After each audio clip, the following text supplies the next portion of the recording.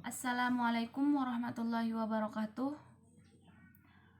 Baiklah, di sini saya akan memaparkan laporan pengenalan lapangan persekolahan PLP 1 Universitas Pendidikan Mandalika di MA Nurul Ulum Merta Tombok.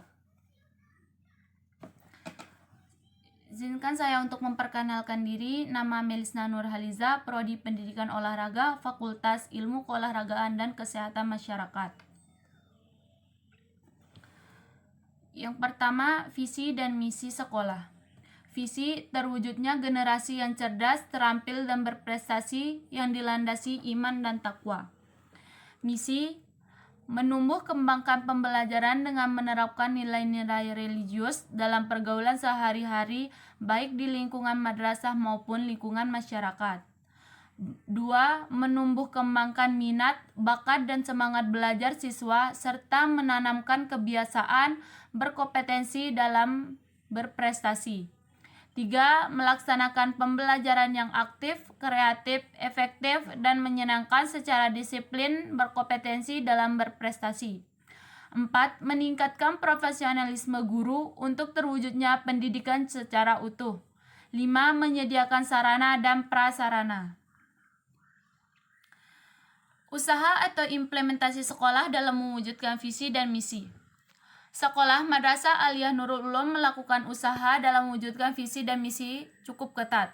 Sekolah selalu melakukan koordinasi dengan wali murid, tak hanya dengan wali murid saja. Sekolah juga melakukan pendekatan dengan peserta didik. Selanjutnya, struktur organis sekolah. Yang pertama, kepala sekolah yang berfungsi sebagai pendidik, mengajar, pengelola administrasi, pengayom, dan pembimbing. Kepala sekolah mempunyai tugas menyusun rencana dan program sekolah, membina kesiswaan, pembelajaran dan ketenangan administrasi sekolah, serta membina dan melaksanakan kerjasama hubungan dengan masyarakat.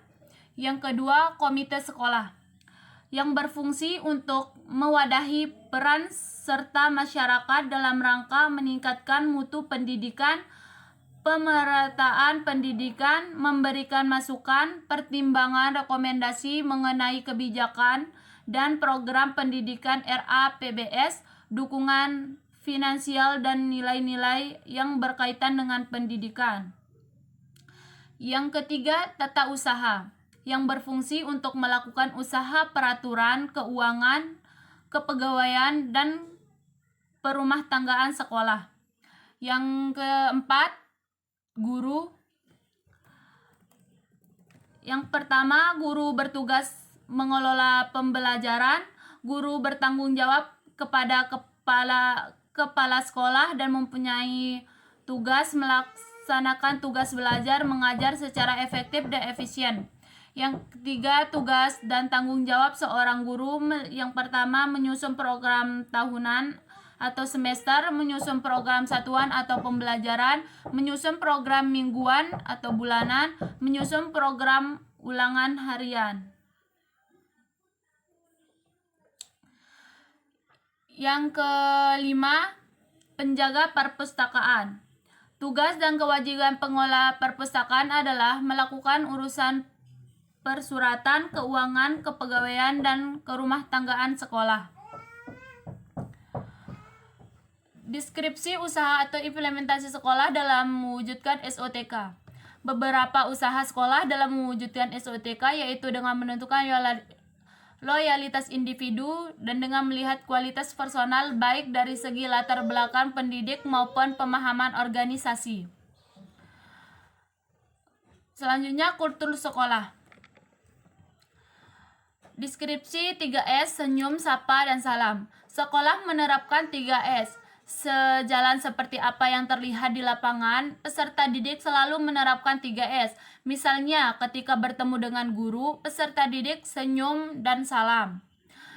Dan ketika bertemu sesama siswa, mereka senyum dan sapa.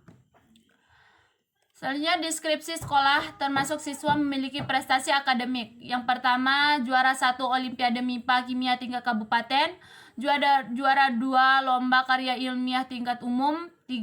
Lomba cipta baca puisi. 4. Lomba cerdas cermat tingkat provinsi.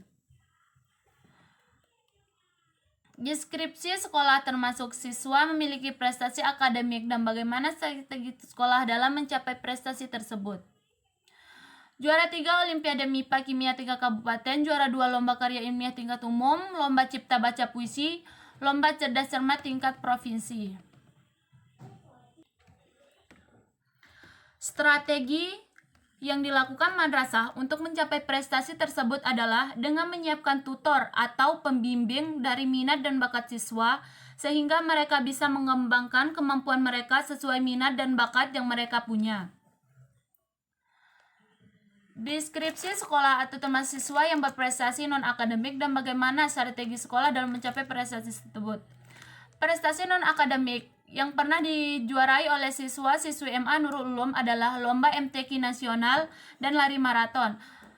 Sekolah memiliki strategi dalam mendukung prestasi didik dalam mengikuti lomba atau kejuaraan dengan cara memberi fasilitas dan pelatihan kepada peserta didik yang memiliki minat dan bakat dalam hal tersebut. Deskripsi penggunaan seragam sekolah.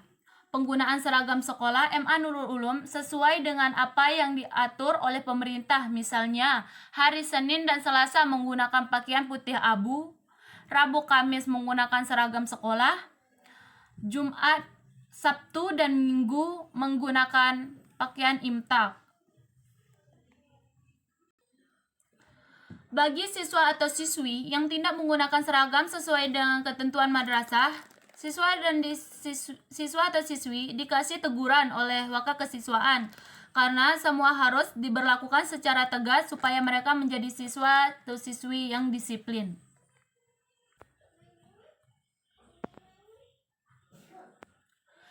Deskripsi penggunaan teknologi informasi untuk pembelajaran administrasi dan komunikasi. Saat dalam masa pandemi seperti sekarang ini, hampir seluruh sekolah di Indonesia memanfaatkan teknologi dengan baik, tidak terkecuali MA Nurul Ulum. Saat memperlakukan pembelajaran jarak jauh, sekolah memanfaatkan teknologi daring atau online sebagai pengganti sekolah aktif untuk memberikan materi ataupun tugas. Deskripsi hubungan sekolah dengan orang tua dan komite sekolah. Dalam membangun hubungan dengan komite sekolah, sekolah aktif melakukan kerjasama dengan wali murid, sehingga komunikasi sekolah dengan wali murid berjalan dengan baik. Hubungan yang baik ini pula dibangun atas dasar saling percaya.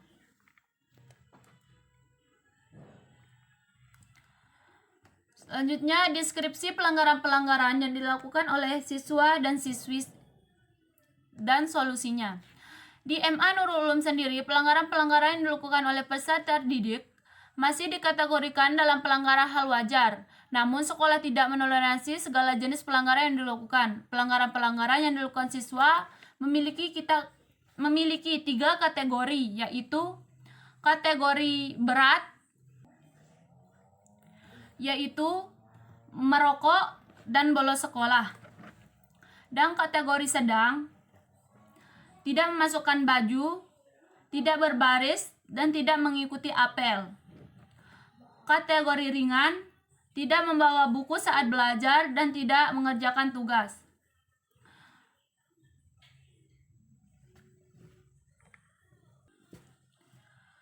Sanksi untuk yang melakukan pelanggaran berat yaitu diskors dan tidak mengikuti semester selama 3 hari sebelum orang tua wali murid menghadap ke kepala sekolah. Sanksi sedang, lari keliling lapangan sebanyak 5 kali putaran. Sanksi ringan, sebatas teguran saja dari guru.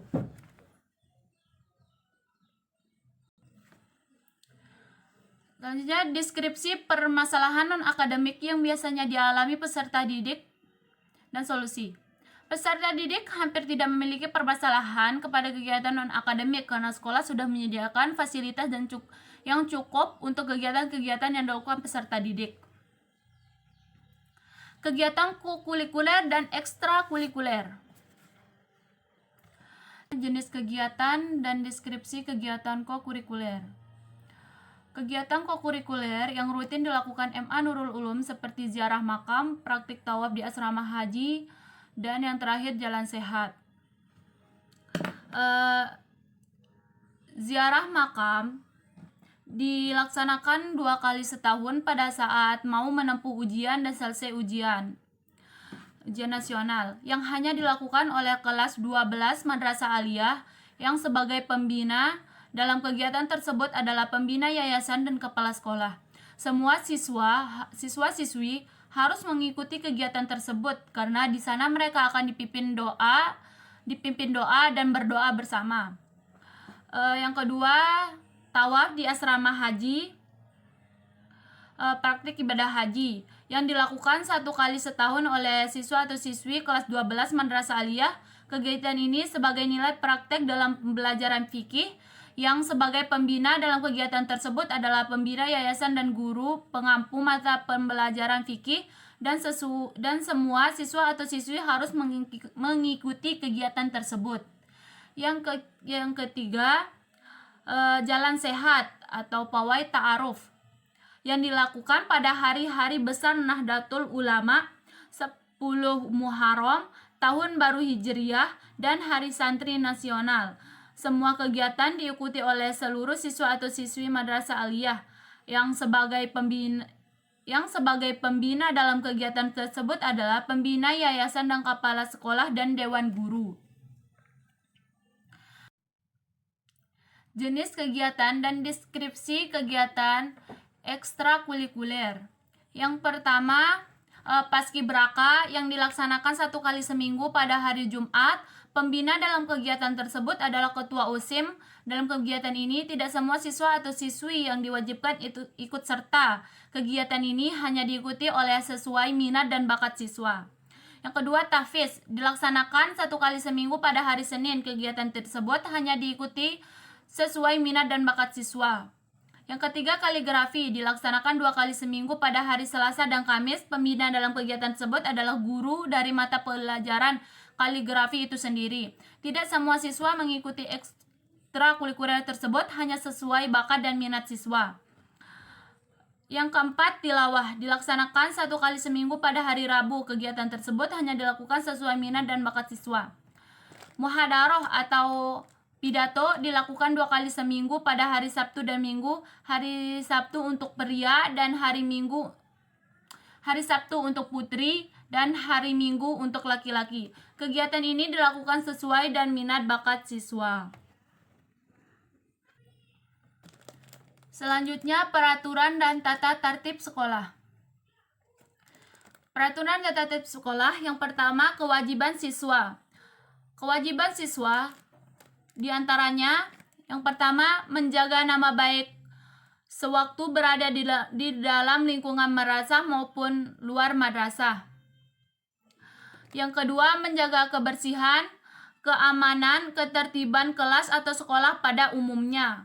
3. Memelihara ketertiban proses belajar mengajar. 4. Menghormati guru dan menghargai antara sesama teman.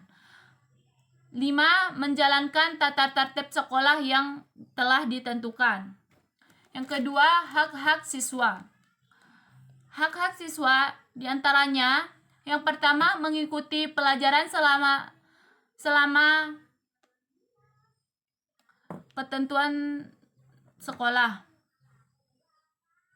2. Mendapat perilaku yang sama. Yang ketiga, hak masuk sekolah. Hak masuk sekolah diantaranya adalah, yang pertama, pelajaran pertama dimulai pada pukul 7.30 WITA.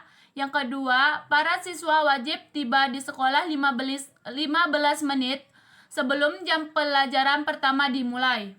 Yang ketiga, semua siswa masuk kelas selambat-lambatnya 5 menit sebelum pembelajaran dimulai. Yang keempat, pelajar yang datang terlambat harus melaporkan pada guru piket terlebih dahulu sebelum masuk ruang kelas. Yang kelima, bagi siswa yang tidak masuk karena sakit atau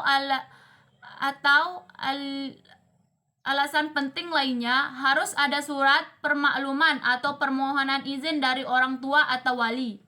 Yang keenam, bagi siswa tidak masuk sekolah dari 3 hari karena sakit, harus ada surat keterangan dari dokter atau rumah sakit puskesmas. Yang keempat, hal pakaian. Hal pakaian diantaranya, yang pertama, setiap siswa wajib menggunakan seragam sekolah lengkap sesuai ketentuan sekolah. 2. Setiap siswa harus berpakaian rapi, bersih, sopan, dan bersepatu sesuai dengan ketentuan madrasah. Yang ketiga, siswa putra harus berambut pendek dan rapi, serta harus menggunakan songkok hitam atau peci. Yang keempat, dalam melakukan praktik olahraga, siswa harus mengenakan pakaian olahraga. Yang kelima, pelajar putri wajib menggunakan busana muslim, tidak boleh berhias atau bersolek, memakai perhiasan secara berlebihan. Yang kelima, larangan-larangan. Yang pertama, setiap siswa tidak dibenarkan membawa barang-barang terlarang ke madrasah seperti senjata api, senjata tajam, obat terlarang, rokok, minuman keras, buku atau majalah gambar, porno, dan alat asosial lainnya yang bertentangan dengan hukum agama dan hukum negara. Yang kedua, siswa dilarang membawa handphone atau HP pada waktu proses belajar mengajar berlangsung. Yang ketiga, setiap siswa dilarang berucap atau bertindak yang tidak sesuai dengan norma serta melibatkan diri dalam kegiatan yang mengganggu jalan kegiatan proses belajar mengajar.